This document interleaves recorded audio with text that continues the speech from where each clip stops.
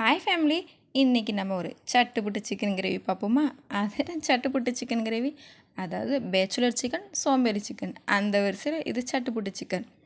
வாங்க எப்படி செய்யுதுன்னு பார்ப்போம்.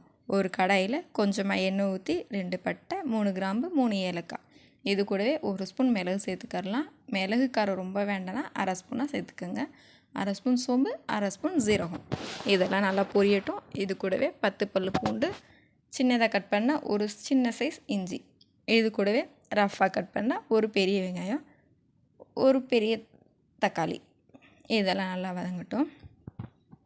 இது கூட கொஞ்சம் மல்லி, கொஞ்சம் புதினா, மசாலாவுக்கு தேவையானாலும் கொஞ்சமாக உப்பு சேர்த்துட்டு அரை ஸ்பூன் மல்லிப்பொடி, 1/4 ஸ்பூன் மஞ்சப்பொடி, அரை ஸ்பூன் தனி மிளகாப்பொடி. இது எதுக்கு சட்டுப்புட்டு சிக்கன் தெரியுமா? இது வெங்காயம், தக்காளி இதெல்லாம் ரொம்ப வதங்கலாம் தேவையில்லை, லைட்டாக ஹீட் ஆனால் போதும். நம்ம சேர்த்துருக்க ஸ்பைசஸ் மட்டும் கொஞ்சம் நல்லா புரியட்டும். வெங்காயம் தக்காளிலாம் ரொம்ப வதக்க தேவையில்லை, ரொம்ப பர்ஃபெக்டாக கட் பண்ணணுன்னு அவசியம் இல்லை. ஒருவேளை அதான் சட்டுப்புட்டு சிக்கனும் இருக்கலாம். ஒரு குக்கரில் கொஞ்சமாக எண்ணெய் சேர்த்துட்டு சிக்கன் போட்டுட்டு சிக்கனுக்கு தேவையான அளவு உப்பு சேர்த்துக்கரலாம்.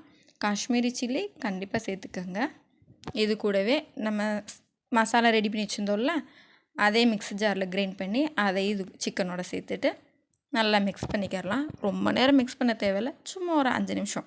அது கூடவே கொஞ்சம் தண்ணி சேர்த்து 2லேருந்து 3 விசில் விட்டால் போதும், சிக்கன் ரெடி.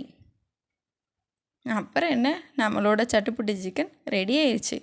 நீங்களும் உங்கள் வீட்டில் கண்டிப்பாக ட்ரை பண்ணி பாருங்கள். இது புரோட்டா, சப்பாத்தி, இட்லி, தோசை, சோறுக்கு கூட நல்லாயிருக்குங்க.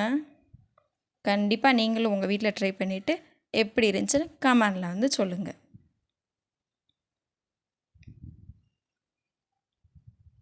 அப்புறம் என்ன, சட்டுப்புட்டு சிக்கன் ரெடியில், வாங்க சாப்பிட்லாம். தேங்க்ஸ் ஃபார் வாட்சிங்.